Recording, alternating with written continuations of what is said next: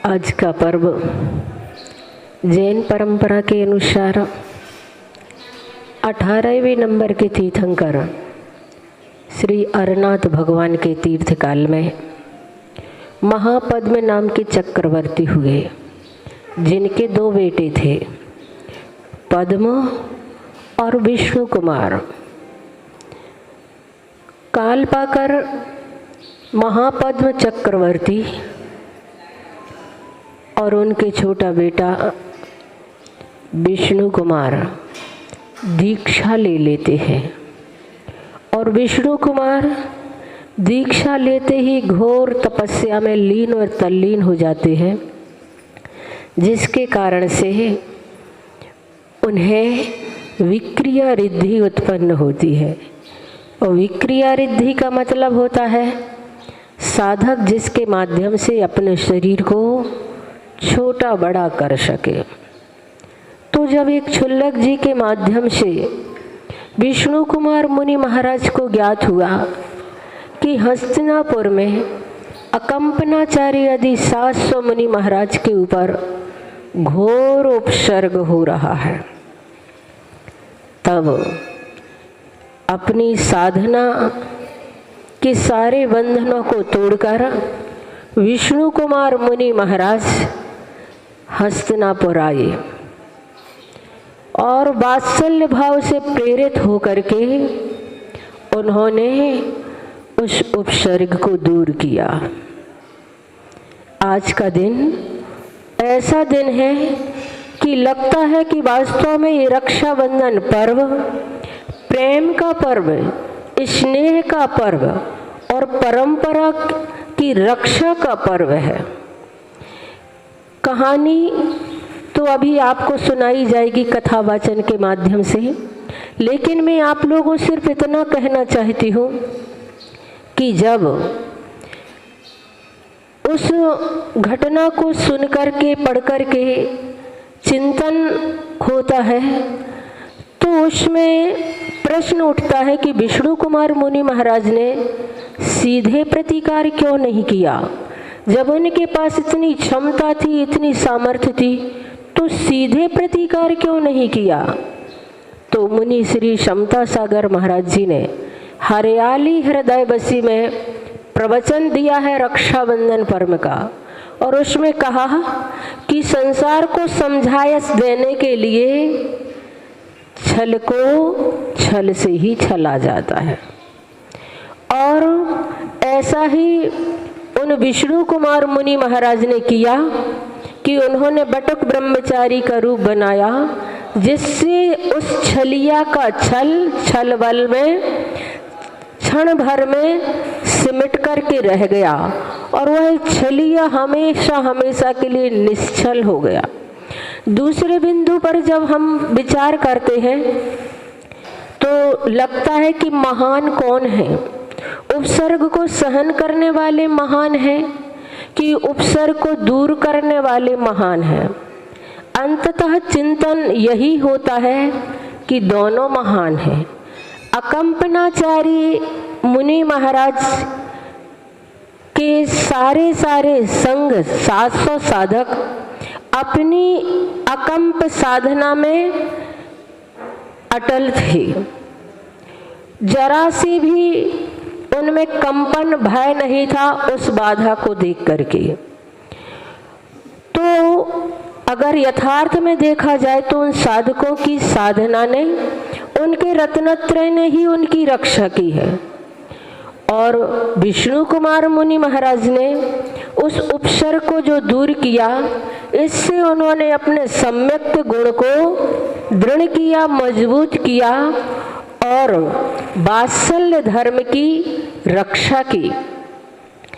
वास्तव में अगर विष्णु कुमार मुनि महाराज सोच लेते कि एक द्रव्य दूसरा द्रव्य का कुछ भी नहीं कर पाता, तो वो अपने सम्यक से च्युत हो जाते।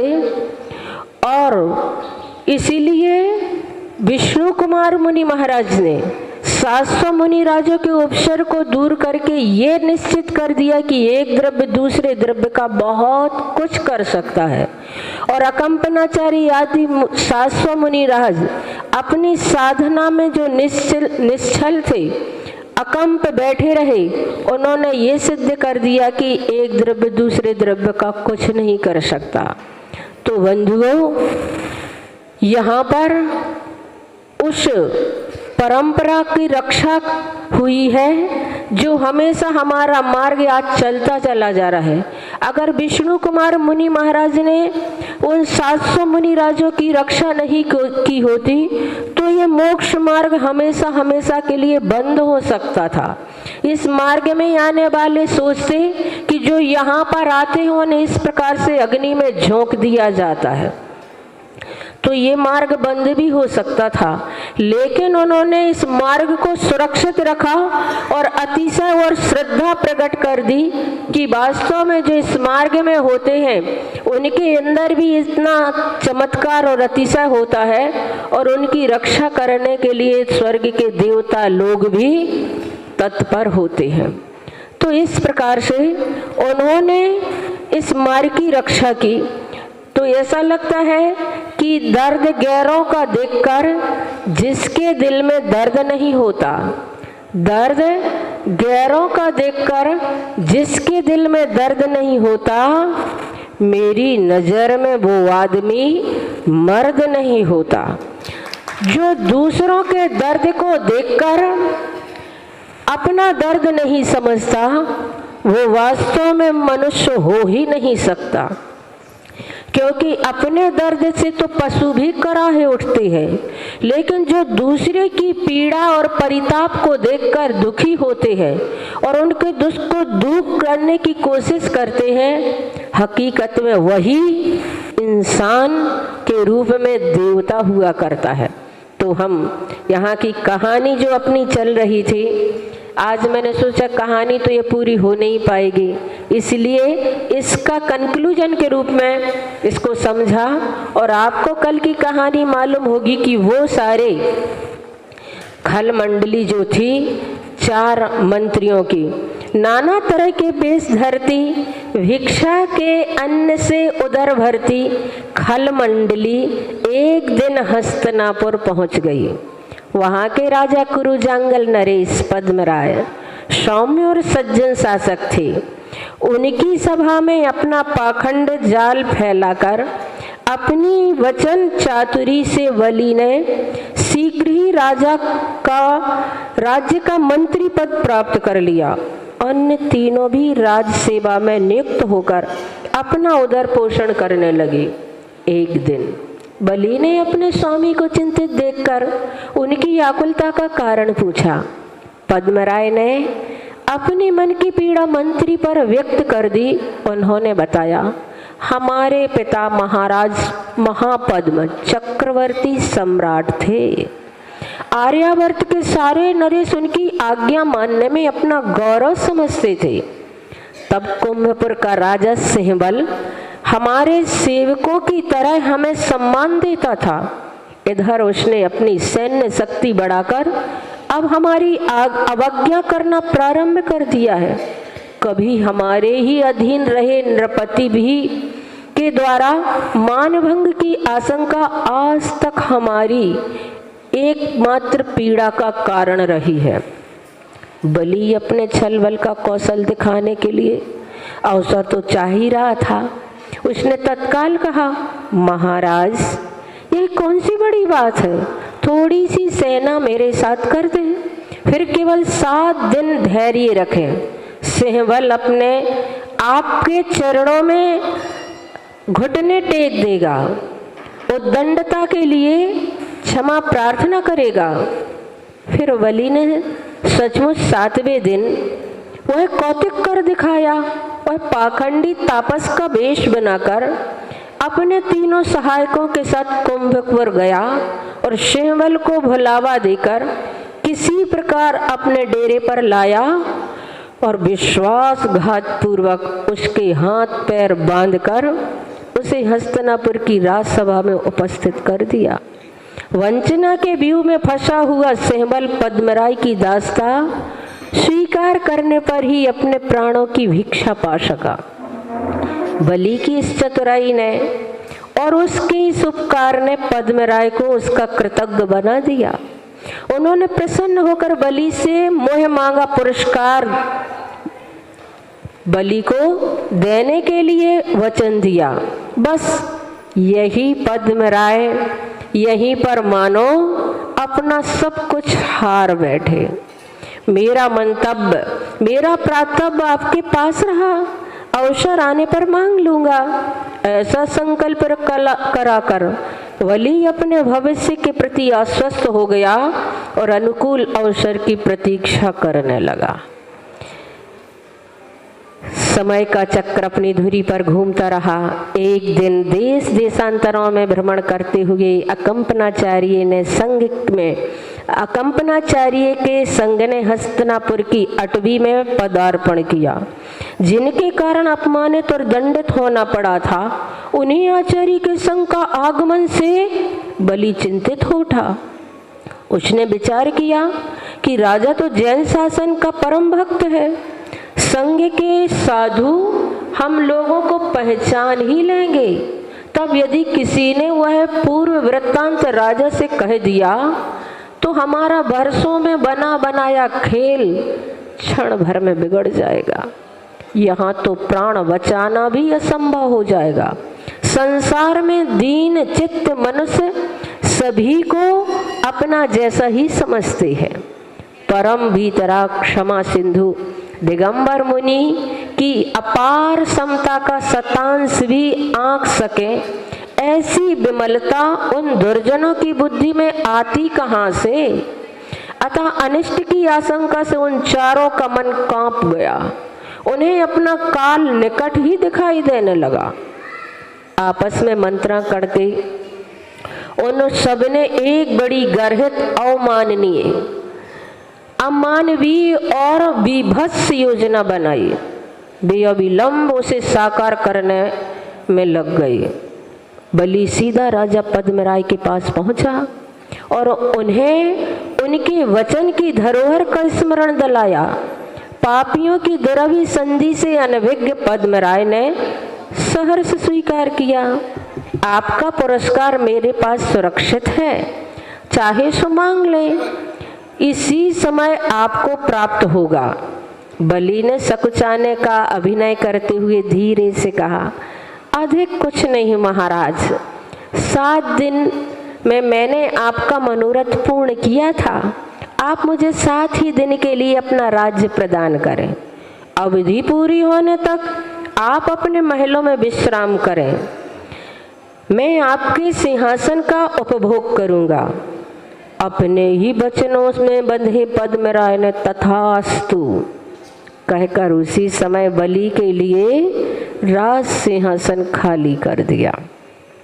हस्तिनापुर के सिंहासन पर बैठते ही बलि ने अपना वास्तविक रूप प्रकट करने का अविलंब प्रयास किया और बड़े आडंबर पूर्वक नगर के बाहर नरमेघ यज्ञ का ध्वज दंड स्थापित कर दिया।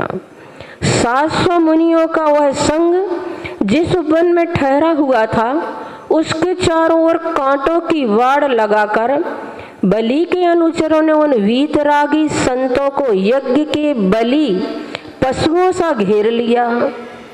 समीप ही यूप काष्ठ गाड़कर यज्ञ कुंड की रचना की भी गई, जिसमें मृत और जीवित पशुओं की आहुतियां दी जाने लगी।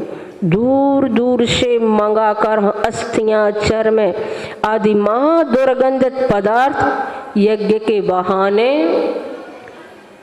उस हुताशन में स्वाहा होने लगे। सारा वातावरण विषैला धुएं से भर गया।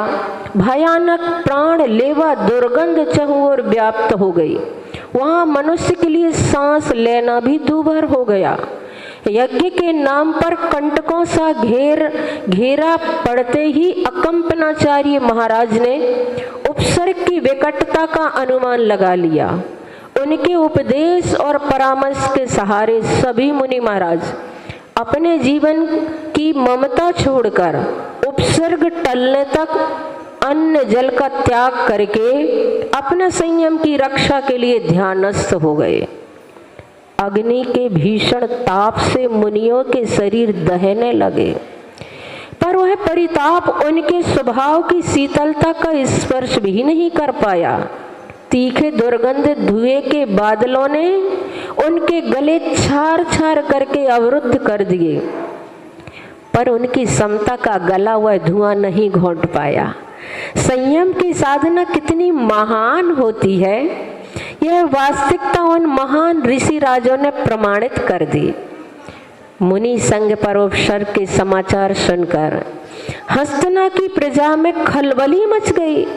श्रावक श्राविकाओं में चिंता व्याप्त हो गई। उपसर्ग निवारण के लिए वे पद्मराय नृप के पास गए, पर अपने द्वारा दिए हुए वचनों की याद दिलाकर उस कायर नरेश ने अपनी असमर्थता व्यक्त करने के अतिरिक्त कुछ भी नहीं किया। निराश प्रजा ने राजा बलि से भी प्रार्थना की, परंतु वह भी व्यर्थ रही। सच तो है, मेघ की फुहारों से यदि कृषि जलने लगे तो उसे कौन बचाएगा। सुरक्षा के लिए लगाई गई बाड़ ही यदि धान्य के पौधों को खाने लगे तो उसकी रक्षा कौन करेगा।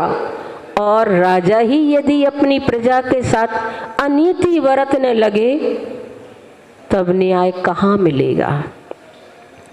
हस्तिनापुर के निराश श्रावकों ने, समस्त स्त्री पुरुषों और छोटे छोटे बालकों ने भी संग पर आया उपसर्ग टलने तक के लिए भोजन का त्याग कर दिया।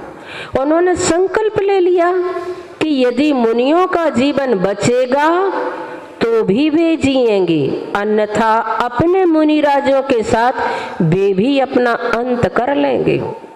सहस्रों श्रावकों के इस निर्णय का भी दुष्ट बलि पर कोई प्रभाव नहीं हुआ। यज्ञ की दुर्गंधित आहुतियां अबाध रूप से चलती रहीं। बीभत्सता का तांडव अनवरत वहां आहार निश होता रहा। इतने बड़े साधु समूह पर ऐसा भयानक उपसर्ग कभी कहीं सुना भी नहीं गया था। बड़े बड़े धर्मद्रोही और क्रूर आतताई इतिहास ने देखे थे, पर निर्दोष और निरीह साधुओं पर ऐसा भयानक अत्याचार कभी नहीं देखा था। 7 दिन तक मांस मज्जा की आहुतियों से उत्पन्न वह घना काला धुआं आकाश में दूर दूर तक छा गया। इस उपद्रव की विकटता से आतंकित अन्य ग्रामों की प्रजा भी हस्तिनापुर की ओर आने लगी। सब त्राही त्राही पुकारने लगे। श्रावण शुक्ला चतुर्दशी की वह रात्रि सहसा प्रलय रात्रि सी लगने लगी। घने बादलों ने चंद्रमा की सारी कलाएं धूमिल करके धरती को अंधकार से आच्छादन कर दिया। उस समय हस्तिनापुर में ऐसा विप्लव हुआ जिससे चेतन की कौन कहे। जड़ प्रकृति भी थर्रा गई। भयंकर गर्जना के साथ ऐसा तूफान आया कि आकाश के तारे भी आचार्य अकंपन की पीड़ा से कांप उठे, परंतु अकंपन तब भी अकंप ही रहे। संघ का एक भी साधु ना अपने संकल्प से डिगा, ना अपने आसन से हटा। मिथिला के वन में आचार्य सारचंद अपनी चातुर्मास साधना कर रहे थे। उस दिन अर्धनिशा की मूक प्रकृति का यह विलक्षण विद्रोह और निर्भीक साधु को भी किसी अनिष्ट की आशंका से एक निमिष के लिए आतंकित कर गया। ग्रह योग का विचार करने के लिए उन्होंने आकाश की ओर दृष्टि उठाई, तब श्रावण नक्षत्र पीपल के पत्ते सा डोलता हुआ देख वे चौंक पड़े। वे अवधि ज्ञान के धारक महान तपस्वी थे। विचार करते ही उन्होंने अकंपनाचार्य के संग पर उपसर्ग की सारी घटना उन्हें अभिज्ञान हो गया। धर्म पर आई हुई इस विपत्ति के विचार से वे महामुनि दया से द्रवित हो उठे। वात्सल्य जनित पीड़ा उनके चिंतन में ऐसी घनीभूत होकर व्याप्ति गई कि उनका अंतर आकाश उसके लिए छोटा पड़ गया।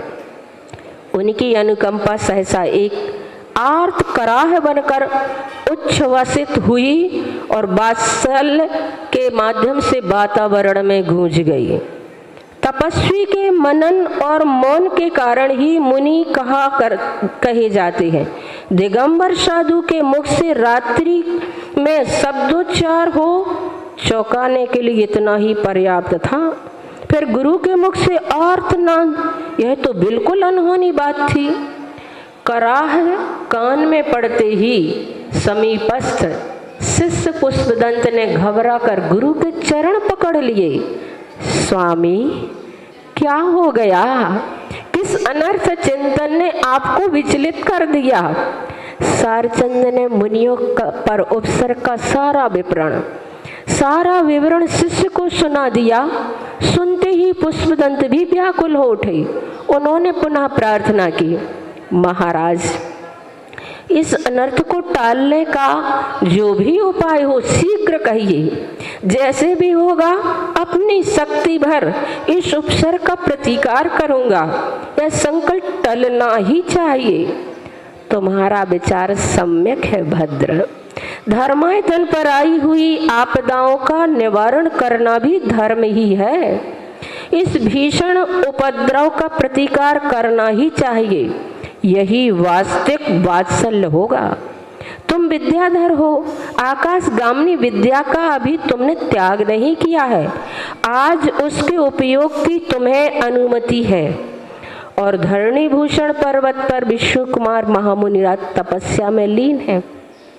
उन्हें विक्रिया रिद्धि प्राप्त हुई है।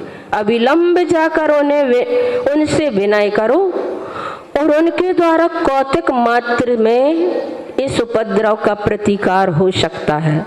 सारचंद देव अपनी बात पूरी भी नहीं कर पाए कि इसके पूर्व ही उनका पुरुषार्थी शिष्य पुष्पदंत अपने मंगल मंतव्य की पूर्ति के लिए आकाश में ओझल हो चुके।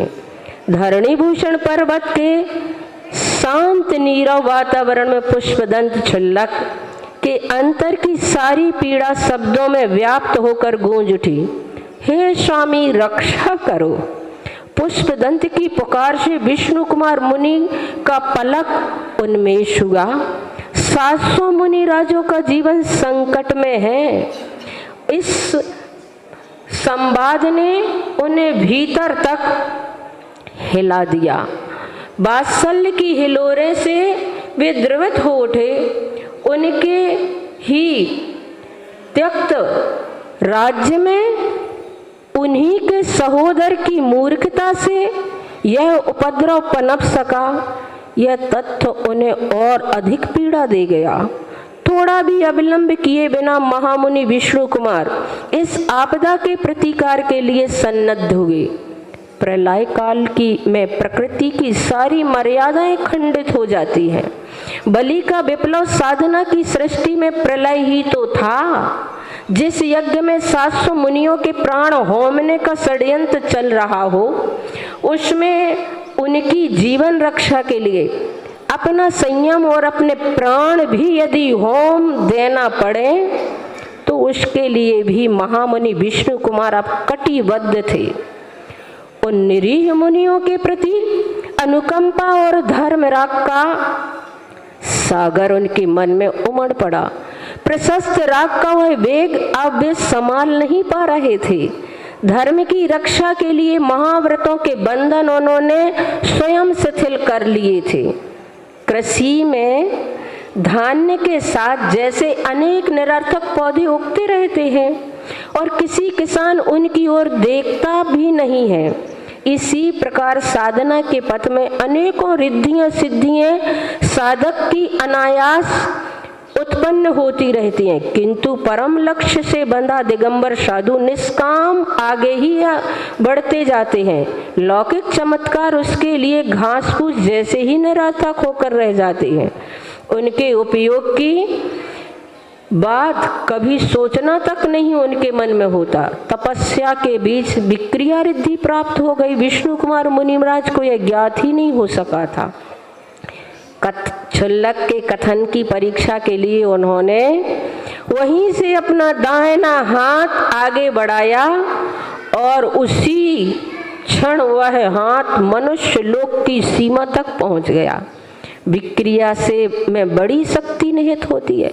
मुनिराज का जो हाथ क्षणांश में मनुष्य लोक की सीमा का स्पर्श कर गया था, अब वह दूसरे क्षण उन 700 मुनिराज के उपद्रव की यज्ञ भूमि में उठा। कुरु जांगल की राज्य सीमा के बाहर कहीं भी विराजमान कर सकता था। उसी तपोवन में बैठे बैठे आसन से हिले बिना इस उपसर्ग का प्रतिकार करने की शक्ति विष्णु कुमार के शरीर में थी, परंतु वे एक दूरदर्शी और नीतिज्ञ महापुरुष थे। उन्होंने विचार किया, जिस प्रकार कपट पूर्वक यह उस उपसर्ग रचा गया है, उसी प्रकार छल बल से उसका पटाक्षेप भी हो उचित होगा। उन्हें लगा कि धूर्तता का प्रतिकार इस प्रकार किया जाना चाहिए जिससे अपराधी को धर्मद्रोह का दंड भी मिले और विधर्मियों को भविष्य के लिए शिक्षा भी मिल जाए। मन में एक अनूठा संकल्प लेकर वे महामुनि उसी समय आकाश मार्ग से हस्तिनापुर की ओर चल दिए।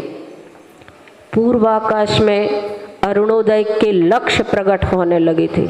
अलौकिक तेज से युक्त तपस्वी विष्णु कुमार नभ मार्ग से नगर में पहुंचे और सबसे पहले राजमहल में ही उतरे। सारा राज परिवार बलि के आतंक से और मुनियों की पीड़ा से दुखी हो रहा था। प्रतिकार का किसी को कोई उपाय सूझ ही नहीं रहा था। महामुनि के आगमन से महल में खलबली मच गई। पद्मराय सामने आकर मुनिराज को नमन करने झुके ही थे कि विष्णु कुमार का मन आक्रोश अग्रज पर बरस पड़ा। कुरुवंश के लिए तूने यह अच्छी अपकीर्ति अर्जित की है पद्मराय। असंख्य पीढ़ियां तक लोग तेरा नाम लेकर इस कुल की भर्त्सना करेंगे।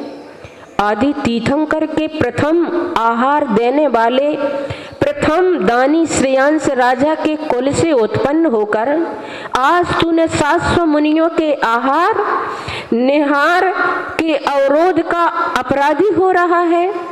यह क्या हो गया तेरी बुद्धि को? जिस महान कुल में शांतिनाथ, कुंथुनाथ और अरनाथ तीन पदों के धारी 3 तीर्थंकर हुए, चक्रवर्ती पद से हमारे पिता ने जिसकी मर्यादा बढ़ाई, उस लोक पूज्य कुल में तेरे जैसे अविवेकी और कायर पुरुष उत्पन्न हुआ, यह समूचे कुरुवंश का दुर्भाग्य कहा जाएगा। अज्ञात कुलशील वाले किसी वंचक को राज सिंहासन सौंपकर तू रनवास में छिपा बैठा है।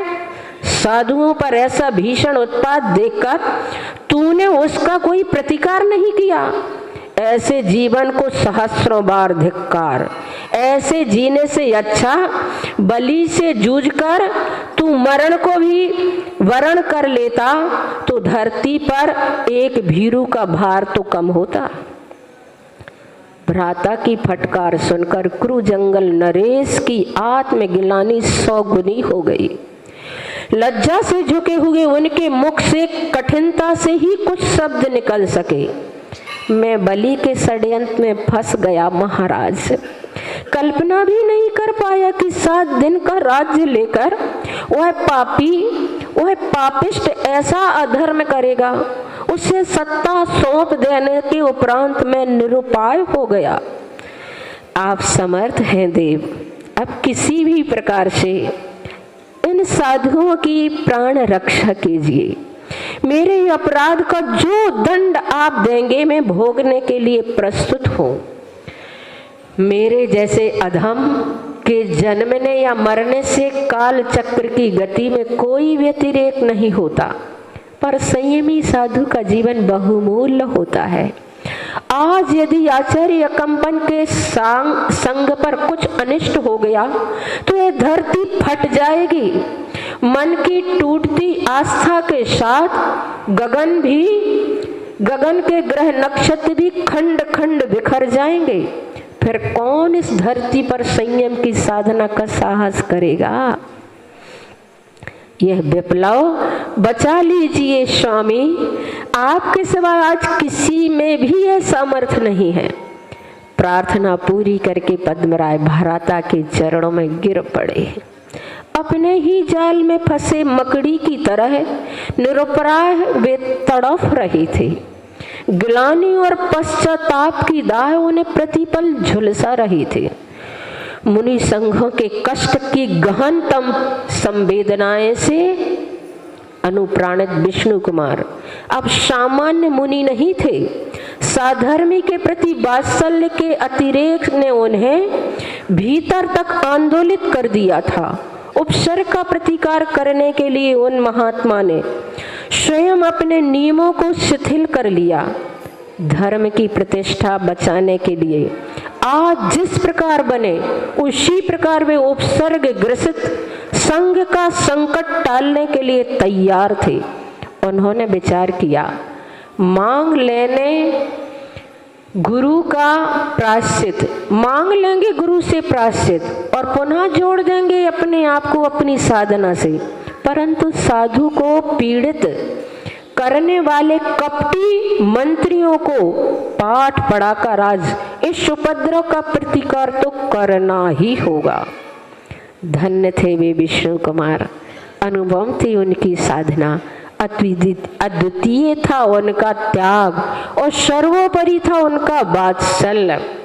अब समय तो हो गया, पर कहानी बहुत ही मार्मिक है। मुझे लग रहा है थोड़ी सी और बढ़ाएं। प्रातः बेला में विष्णु कुमार वावन रूप में याचक बने वली राजा की दानशाला के द्वार पर प्रकट हुए। माथे पर त्रिपुंड, दीर्घ शिखा यानी चोटी, ग्रीवा में यज्ञोपवीत, कंधे पर लकुटी, उस पर टंगा कमंडलू और पैरों में खड़ाऊ, सब मिलकर उनका रूप प्रभावक बन पड़ा था। विष्णु कुमार मुनि महाराज ने इस प्रकार का रूप बनाया। धरती पर धूप का फैलना भी प्रारंभ ही हुआ था। आहुति मंत्रों के साथ यज्ञ का स्वाहा दूर तक सुनाई देता था, पर उसका धुआं अब छटने लगा था। छल को छल से ही पराजित देखने के लिए विश्वास इतिहास का अब यह प्रथम अरुणोदय था। वली के द्वारे अभी अधिक याचक एकत्रित नहीं हुए थे, पर उनकी इच्छा पूर्ति के लिए यज्ञ का यजमान राजा वली वहां उपस्थित हो चुके थे। अतिशय लघुकाय, अतिशय गौरवर्ण और अतिशय तेजस्वी बटुक जैसे उस नन्हे से याचक के दर्शन मात्र से वह हतप्रभ हो गया। अनिष्ट के अपशकुन उसकी नाड़ियों में फड़कने लगे। उसी समय पीछे से कहीं से श्वान रोदन की कर्कश ध्वनि गूंज उठी। मान की चट्टान पर खड़े बलि ने इन अमंगल सूचनाओं पर ध्यान ही नहीं दिया। आगे बढ़कर उसने बौने याचक को प्रणाम किया और उसका परिचय जानना चाहा। याचक का कोई परिचय नहीं होता यजमान, वह मात्र याचक ही होता है। आपके किमिच्छित दान की कीर्ति सुनकर यहाँ आया था। जैसा सुना था उससे भी अधिक यह दिखाई दे रहा है। आपका वास्तविक कल्याण हो राजन। संस्तुति सुनकर वली पुलकित हो गया। उसने नम्रता पूर्वक कहा, आप भी अपनी आकांक्षा व्यक्त करें महाराज, पूर्ण करके अपना अहोभाग्य मानूंगा। आज अक्षय है बलि का कोष, कुछ अधिक नहीं भूपाल। कहीं छोटी सी कुटिया बनाकर काल यापन करने की भावना है। आज 3 पग भूमि ही हमारा अभीष्ट है। यह विचित्र सी याचना सुनकर बलि को विश्वास हो गया कि शरीर की तरह याचक की बुद्धि भी बौनी ही है। व्यंग्य की एक मुस्कान उसके आनंद पर खेल गई। इतनी छोटी सी याचना उसे अपना अपमान जैसा लगा। उसने कृत्रिम सम्मान दिखाते हुए उनसे निवेदन किया, यह भी कोई याचना है महाराज? आश्वस्त होकर अपनी सारी आकांक्षाएं प्रकट कीजिए, उन सब की पूर्ति हो जाएगी। आप आज नरमेघ महायज्ञ के यजमान कुरु जांगल अधिपति बलि राजा के समक्ष खड़े हैं। कौन किसकी आकांक्षा पूरी कर सका है बलिराज? अंत में याचक की याचना नहीं, दाता का दम्भ ही टूटता है। हमें 3 पग भूमि से अधिक कुछ भी नहीं चाहिए, वही भी हम अपने ही पग से नापकर स्वीकार करेंगे। आप दे सके तो तथास्तु कहिए, अन्यथा दूसरा द्वार देखें। अच्छा ऋषिराज, आप रुष्ट ना होए, 3 पग ही लें, परंतु कृपा करके किसी ऊंचे पूरे मनुष्य के पग से नाप कर ही तो स्वीकार कर लें। इन छोटे छोटे पगों से कितनी भूमि आप ले सकेंगे? कैसी आपकी कुटिया बन सकेगी वहां? बौने को समझाने का बलि का अंतिम प्रयास था।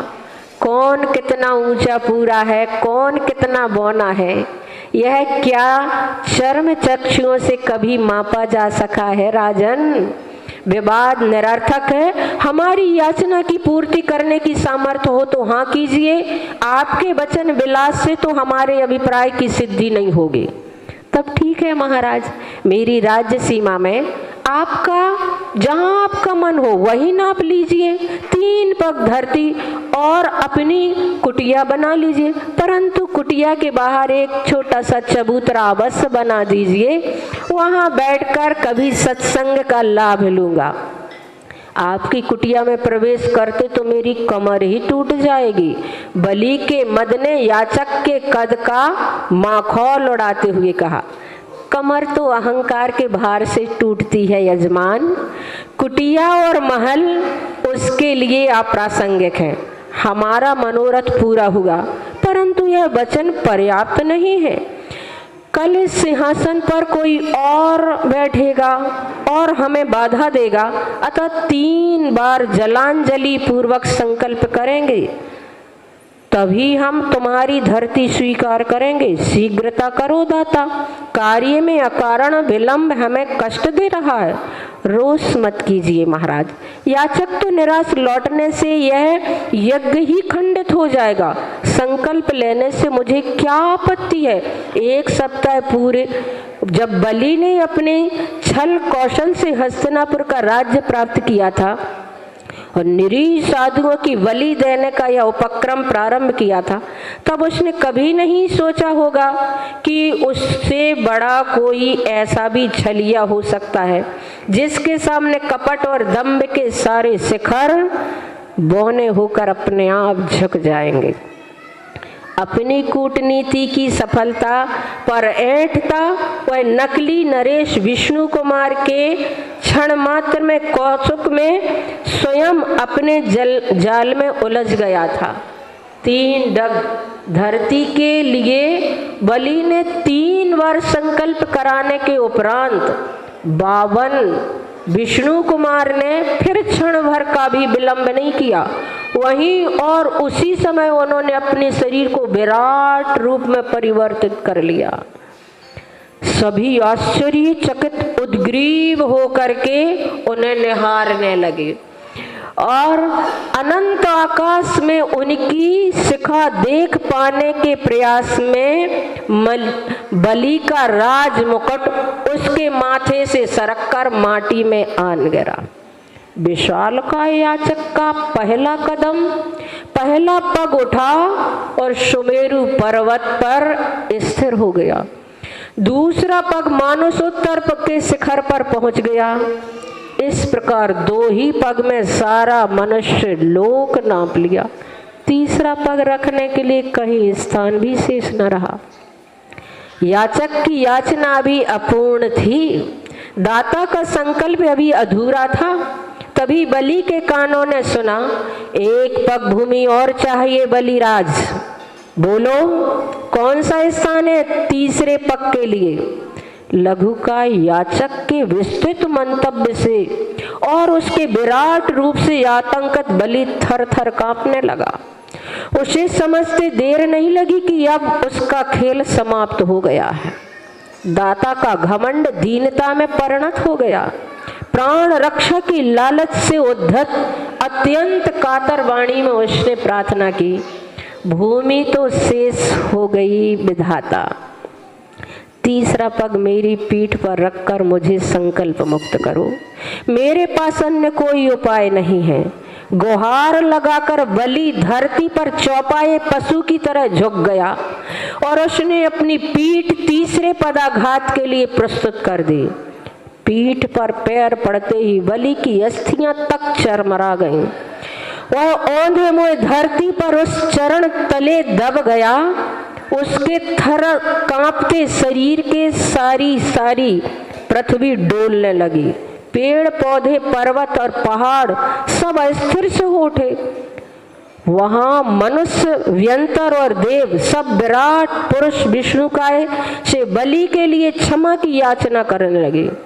दूसरे ही क्षण विष्णु कुमार ने विक्रिया समेटकर अपना वास्तविक रूप प्रकट कर दिया। अब वे परम वीतराग महामुनि शांत गंभीर और निर्विघ्न इस यज्ञ भूमि पर खड़े थे। अर्धमूर्छित और भयाक्रांत बलि अभी भी उनके चरणों में रुदन कर रहा था। उसी समय राजा पद्मराय सहित हजारों श्रावकों ने यज्ञ की बाड़ तोड़कर मुनियों को बाहर निकालने का मार्ग बनाया। महामुनि विष्णु कुमार ने स्वयं जाकर आचार्य श्री की वंदना करके निवेदन किया, आप सबका साहस धन्य है महाराज। वीतराग याचना का मार्ग आप जैसे संयमी संतों से ही प्रकाशित है। अब उपसर्ग का निवारण हो चुका है स्वामी। आपके विहार में अब कोई भी बाधा नहीं है। और समुदाय प्रार्थना सुनकर समस्त मुनिराजों ने अपने प्रत्याख्यान का त्याग किया। अकंपनाचार्य महाराज ने हाथ उठाकर सबको धर्म वृद्धि का आशीर्वाद दिया और विष्णु कुमार मुनिराज के वात्सल्य की सराहना करते हुए सबको क्षमा और अभय प्रदान किया। श्रावकों ने उचित उपचार और वैयावृत्ति करके नगर की ओर उनका विहार कराया। 7 दिन तक विषैले धुएं के कारण उन मुनिराजों के गले खराब हो रहे थे। अतः श्रावकों ने अपने घरों में दुग्ध पाक, खीर आदि अनुकूल पदार्थ तैयार किए और नवदा भक्ति पूर्वक मुनियों को आहार कराया। 700 मुनि थे। मुनि तो 700 ही थे, परंतु हस्तिनापुर में श्रावकों की संख्या बड़ी थी। जो मुनिराजों को आहार नहीं दे पाए, उनके लिए आचार्य महाराज के परामर्श से एक व्यवस्था बनाई गई। जिन पुण्यशाली जनों ने आहार दान दिया था, पहचान के लिए उनके हाथ में सतरंगा धागा बांधा गया। फिर उन्हें अपने यहाँ भोजन कराकर सबने अपनी प्रतिज्ञा पूर्ण की।